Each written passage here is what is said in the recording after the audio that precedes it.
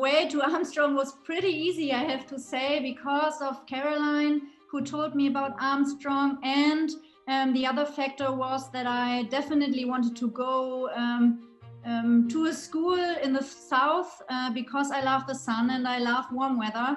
So the decision wasn't too hard. And I just asked Caroline if she could get me in touch with Simon. And then it went pretty quick.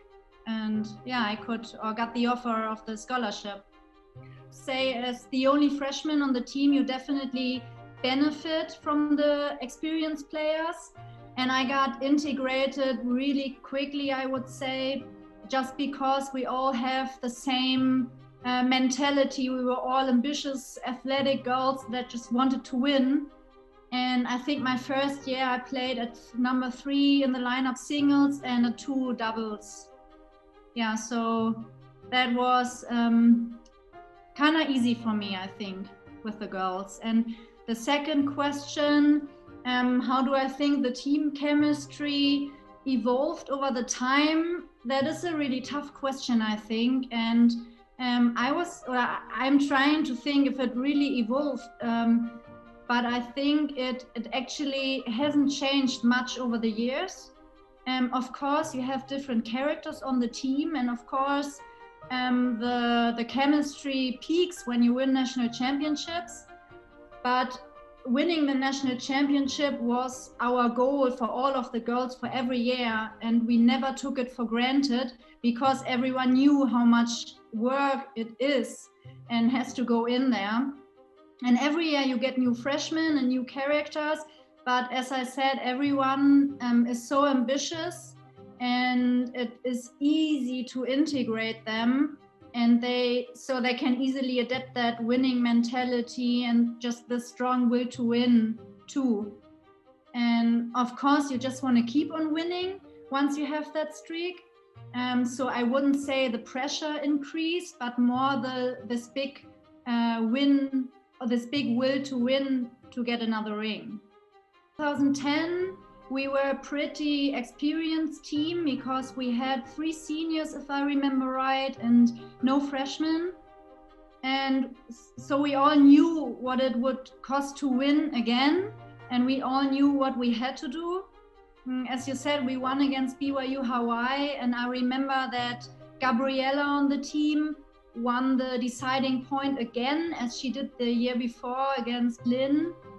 So we could win the whole championship 5-1 against BYU. And of course, that feels so special when you win that thing for a 3rd time in a row. And for that year specifically, I remember we were invited to WTOC mid-morning, I think it's called, with 2 of the other girls. And yeah, we could take part in this live TV show. And even our parents from Germany could be there in the studio and just watch. And this was a very special moment to experience that. But I have to say, the 2010 championship was also somewhat sad because the 3 seniors that I played with 3 years and that I won 3 national championships with left the team. And yeah, that was a very sad moment. And Simon and Dave were the best coaches I have ever had in my life.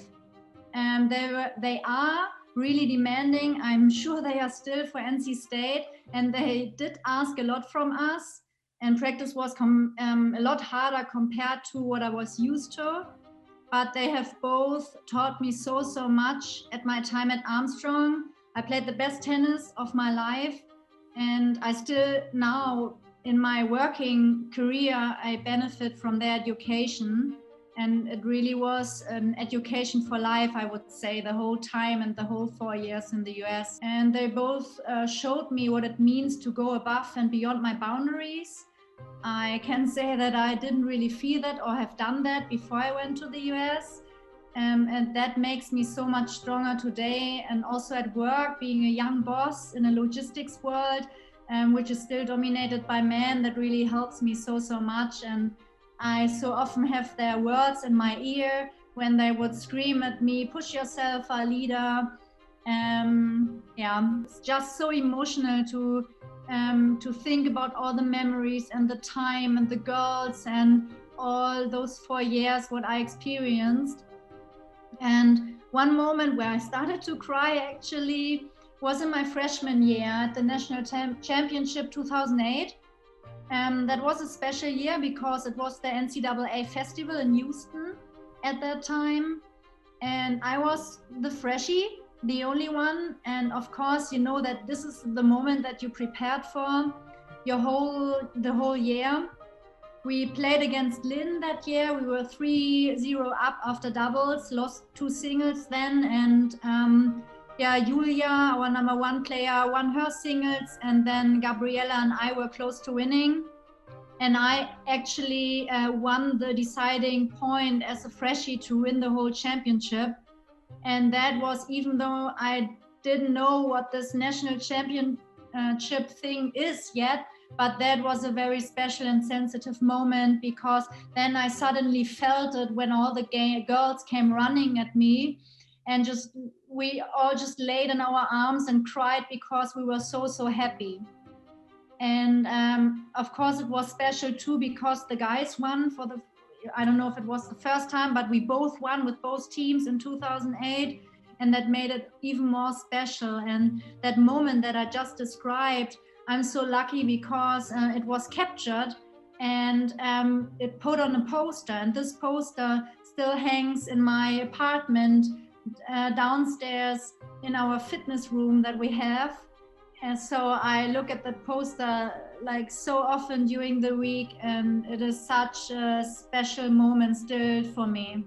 What was special about that win, when we came back from Houston and came back to the airport with both teams and the trophy, there were so many people waiting at the airport for us, just with posters and screaming and congratulating us. And of course, that was one of the most touching moments in my career as well.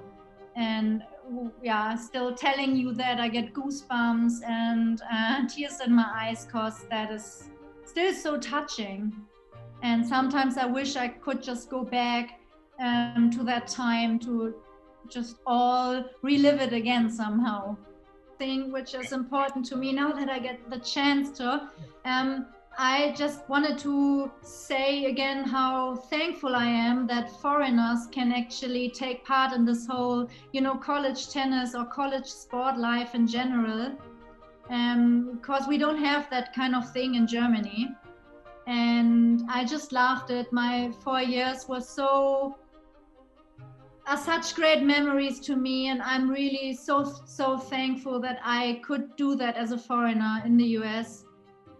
And one more thing, when I was already back in Germany working on my master's degree, I got invited by the NCAA to Indianapolis to take part in the Top 30 Women of the Year award. And that was one more thing where I thought, oh my God, I'm so grateful that I can just experience that NCAA athlete life again and just meet the president of the school, Linda Bleiken, again, and to see Simon again. That was really a good time. And I can't say or tell you enough how thankful I am for those 4 years. Simon came to me, so we had the great Golopenska. Sophie was the graduate assistant when I was a junior and a senior. And it was kind of at that time in Division 2, assistants were the 2-year grad assistants. And Sophie was finishing up, going into my senior year, so she was going to graduate masters when I finished my undergrad. And Simon said to me, what are you going to do next year? And I said, I don't know. He said, well, you're not going to play again, are you? I said, no, I'm not playing anymore. And he said, are you going to go to graduate school? I said, I think so, yeah. I mean, academics made sense for me. He said, have you thought about coaching? I said, I haven't. He said, I think you'd like it. I don't think you'd have a problem with it. So he really started me on that. And he said, look, think about it. I think it was just before Christmas I went home, before my senior season, senior spring. He said, just think about it. Tell me what you think. We'll talk about it again in the spring. Came back. I said, I definitely would like to go to graduate school. If you think I can help, I think I would like to try this. Commit to 2 years, do this. And he said, let's go. And that was it. And You know, we lost my senior year quarterfinals of nationals to West Florida. And I think semifinals, the girls played the next day, he had me on the court. He said, okay, well, you're getting up in the morning and you're going to coach 3 doubles. And I coached the final of the women's national title that year badly. I think I lost at 3 doubles and 6 singles, but I was on the court. You know, he was like, we're going to do this. So we were up and running immediately. I think he had a good sense. My first year as a grad assistant, we had a huge turnover. We had a lot of new players come in. A lot of people, like the girls lost 3 seniors who'd won multiple titles and things like this. The guys, we had a bunch of new guys in. And I actually think that was probably one of the best coaching jobs Simon and I ever did, because we had a lot of new faces. And we had to, and then we really had to try and define, okay, what is it we do? Like, we knew we were doing better. And obviously the girls, such a high level. But the boys now, we had them at this level as well. And it's like, we have to really define. So I think that year we did such a good job, it spurred us on to the next year where we won 2 titles, the men's and the women's. So Simon was the head of the ranking committee, and he'd caught flack for being that, because sometimes people say, well, you know, did you put your guy there? And Simon just said to me, we're going to play everybody so that there's no questions. And the best thing for our players is to play the toughest schedule, because if we have the best team, the best way to stay sharp is competition.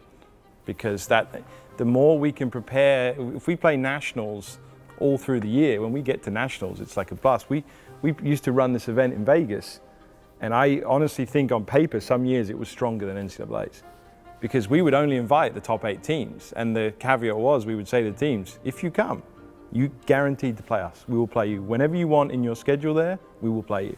So Simon was extremely aggressive with recruiting right from the get-go, because we wanted to play. If we were 1, we wanted to play 2, 3, 4, 5, 6, 7, 8, and the peach belt. And the peach belt was always strong, but that was where I thought we had the edge in the conference. 2010 women's team. You had 3 seniors plus Sonia, who was moving on, who'd been #1 in the country for 2 years. And when they got to the end of the season, they knew. I mean, I remember with the 2010 women, we played Barry in the semifinals, who were 2 in the country. And doubles was 8-0, 8-0, 8-2. And singles, we were off the court in an hour. And they were the 2 team in the country, and they were good. But we were just so sharp that they knew the answers to the test. They had everything they needed, and confidence as well. And the experience of those teams was really shared. 2012 was like that with the men. It was just the culmination of Mick and Daldo. Georgie was the best player in the country by far. Mattis was right there. You just had all these pieces like adding up, yeah.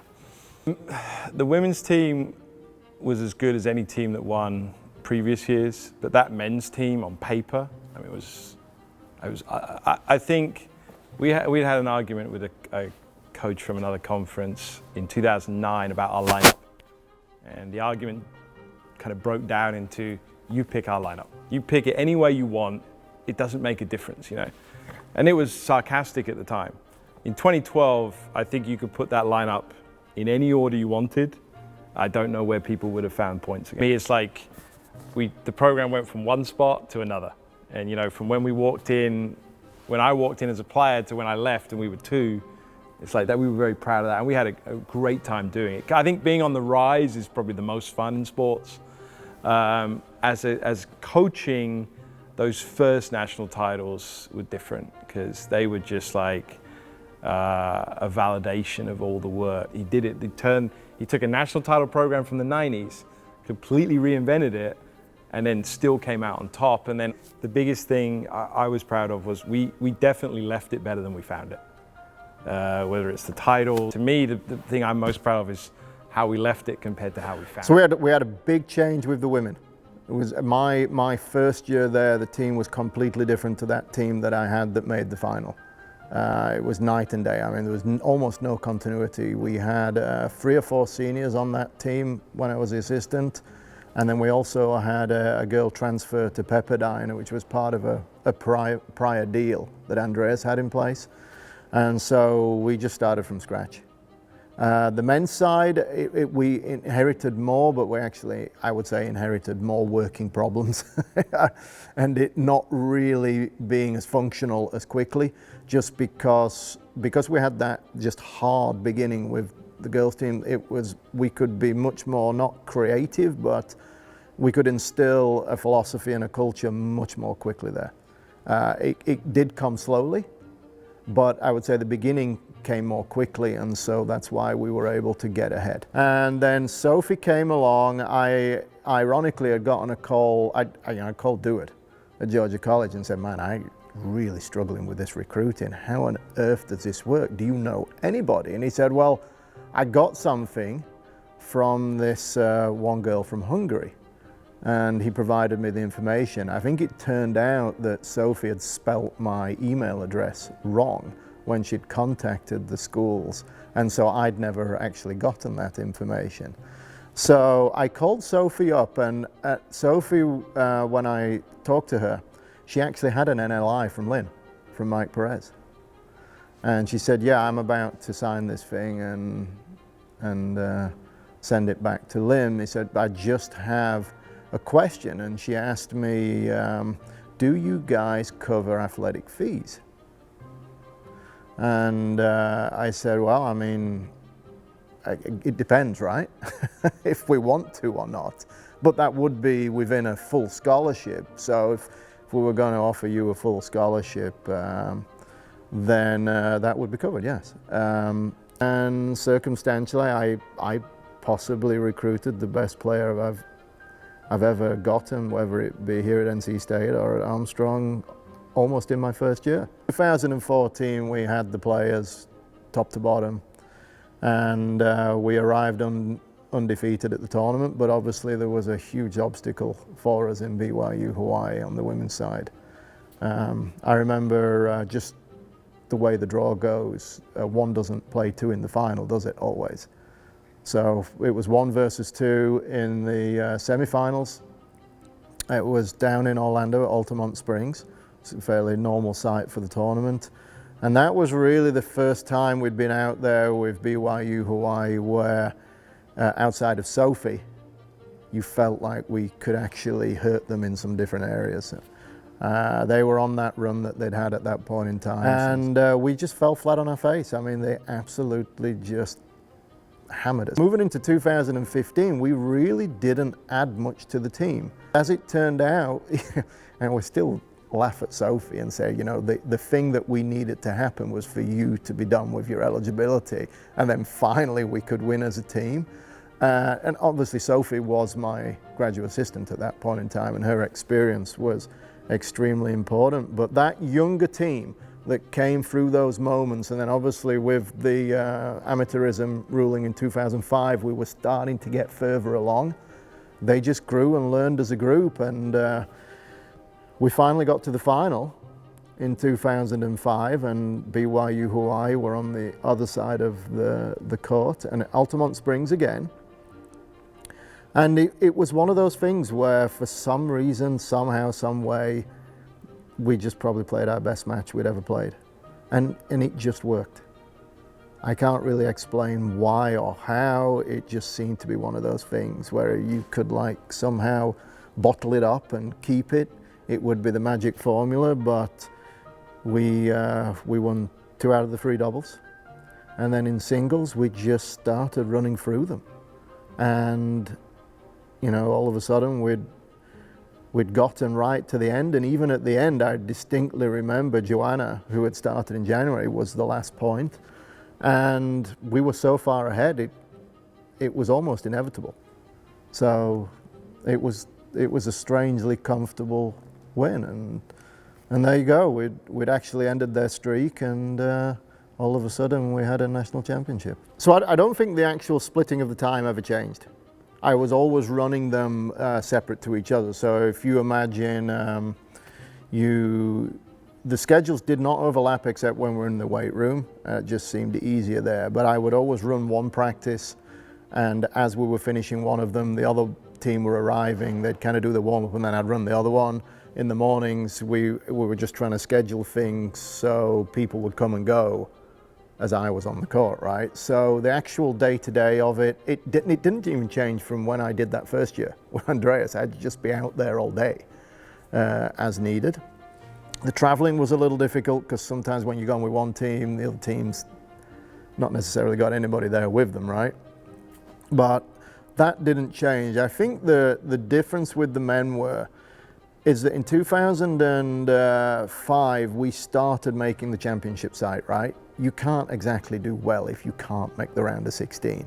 And we'd figured that in order for us to do that, I was looking at the way the regionals were structured, and if you hosted a regional, you probably had a 90% chance to advance, right? Maybe even greater than that. So we had to start to host a regional. I have to change how I coach men's tennis. I can't coach men's and women's tennis the same way. It sort of like Coach Simon can't be the same coach for both teams. We had to be a little bit tougher, and I think that gave us the impetus for our men's program to start to make the championship site. We made, I want to say we made the semis, didn't we, in 2005? Yeah, made the semis in 2005, but our Achilles heel with our men's program is in the biggest matches, it always got super close and we always found a way to lose. It was just infuriating. Going into 2008, clearly luck was never going to favor us. It just wasn't going to be a factor, so we just had to be that much better than everybody else, because we weren't going to win if it was 4-4 or 5-4. That was the way I saw it. We just had to win 5-0. We got to Houston, which was the second festival, I want to say, 2008, yeah. So 2008 being the second festival, and you know, we'd come in with an undefeated season with the men, and we'd just been on top of everybody all year. The team was a force, and it just seemed like the bigger the match, the better they played. And at the same time, we had a fairly young women's team. It was kind of it was the outgoing of the 2005 girls. There was a couple of them left there, and some younger players, and they strangely snuck up. And everything again just seemed to go right. The women's semi-final against BYU was the first time we'd played BYU, where I didn't really expect that what would happen happened, and we just played amazing again in the semi-final. And we came out, and I don't believe I've seen one of my teams play a better 30 minutes of doubles as that first 30 minutes of the final in Houston. I mean, it's hard to say, right? What do you say to them, and did that have any impact? But it just seemed from the first ball that it was going to happen. We ended up winning all 3 doubles, and then obviously once you're up 3-0 with the West scoring format, the rest just becomes a formality. And yeah, I mean, we won both of them in the festival year. The men, yeah, I mean, we had some, how would I say, I wouldn't call it a hangover, but we had some leftovers from the year before, and our performances where people felt that they could just flick a switch and it was going to happen again. Some people got some big egos, and Georgia College had a really really strong team that year, and they got us in Milledgeville, and I remember the deciding match distinctively. Quite frankly, just didn't get it done, and they did. And I think out of that loss was the impetus for the rest of the season at that point, where it's like, look, just stop all this ego and all this silliness and posturing and whatever's going on here, and we shouldn't be losing with the team that we have. It was a very different season with the men, and so we somehow, I don't even remember the rounds before, but we found our way to the final, right?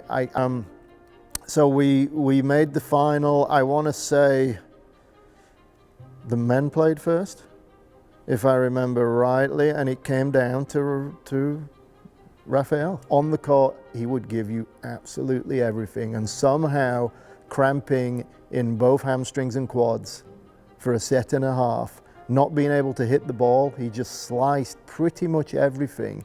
And it seemed like he was down 30-love in all 4 of his first 4 service games in the 3rd set, found a way out of it in an extremely rowdy match. It was on that far court, and I want to say mentally he just wore the other player down. He wore the whole team down. He had the ability to be able to play not just his match, but the whole other team mentally at the same time. And we got extremely lucky and we won one. But we did have, again, a tremendous recruiting class there. Mick and Daldo were freshmen on that team, and that was really the impetus for what you saw the next few years with the men. The women's team, I want to say, I feel like Lynn were probably better than us that year. I remember the final, we won 2 out of the 3 doubles, and Lynn was celebrating like they'd won a national title because they'd won a doubles match against us even though we were up. They were thinking they had the edge, and for about the next 2 hours they did have the edge. And at that point, I would say a lot of what we were starting to do with the more modern version of our program started to kick in. It was just like we might not be able to beat them shot for shot. We might not be able to beat them in certain other ways, but physically, there was no chance we were going to lose. It just became a battle of wills, and it was obviously hot, and we weren't going to go away. And there came a point in the match where I think mentally and physically we just, as a team, broke the will of Lynn's girls. And 30 minutes later, we'd won the match. And it sort of happened on different courts. I think we had some girls that were very coachable. I remember distinctly that Gabriela Kovacs was super disappointed that she didn't clinch the national championship the year before in 2008, and ironically it came down to her in 2009. And she'd lost to that girl very badly the first time, and she completely turned it around, and it was very counterintuitive. I actually told her that the way you're going to win this match is not the way you think. You're going to have to actually play badly to throw this girl off, because the better you play, the better she's going to play. So we just junked her, and the girl got frustrated. And once she got frustrated and tired, that was all the impetus we needed. That was a big win for us. Both those years, we maybe, I say we should have won potentially more, but we probably stole both of those ones. Yeah, I mean, really, the question is why did we only win 2012, right? Why did we not do better in 2010 and 11? And 13 got away from us. I think the disappointments of us not having won brought everybody together. So that team, we had 4 players that ended up being ranked #1 in the nation, all on the same team. Georgie became eligible that year, Georgie Rumenov. Daldo had been #1, Mick had been #1, and Mattis would go on to be #1. And there was no ego, it was just, okay, we've really kind of not done ourselves justice, and the only thing that matters this year is for us to win a national title. And you added in, we had, Pedro played 6, and he went on to be a Peach Belt Player of the Year as well. His senior year, there was Sven, we had Dan. Dan didn't even play, and Dan ended up winning the Super Bowl as well the next year in doubles.